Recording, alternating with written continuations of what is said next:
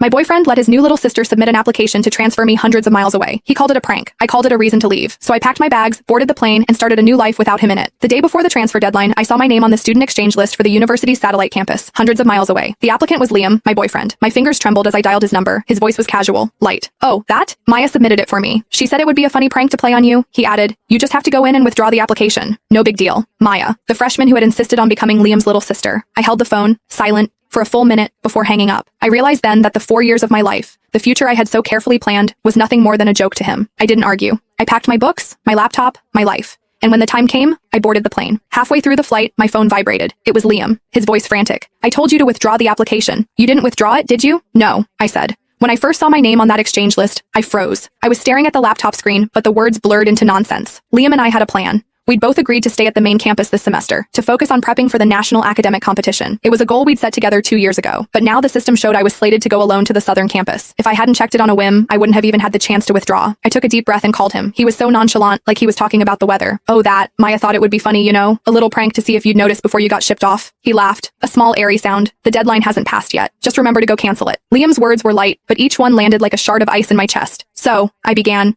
my voice trembling with a weakness I hated. You think this is just a small thing? Here we go. He sighed, the impatience sharp in his tone. Are you really going to make a big deal out of this? Just withdraw it and it's over. Maya's just energetic. She was playing around. I stared at the transfer notification on my screen. My throat felt thick, clogged with wet cotton. It took me a moment to find my voice. What if I hadn't noticed in time? Maya used my student ID and password. I could report her to the dean's office for this.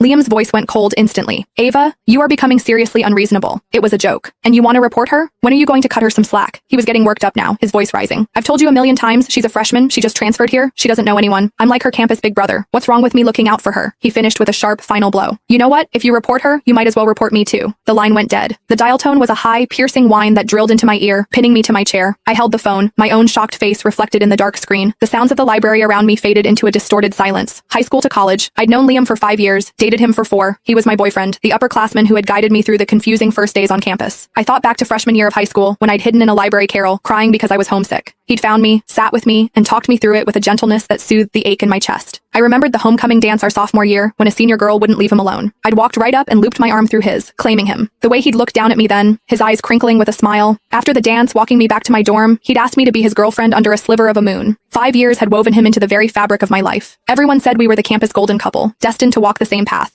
We'd already planned it all out. After graduation, we'd stay in this city, get an apartment, adopt a cat. We were going to carefully transplant our student love into the real world and watch it grow. Everything was supposed to run on its designated track, smooth and steady, toward a bright future. But now, I was staring at a cold, digital notification that felt like a punchline to a joke I wasn't in on.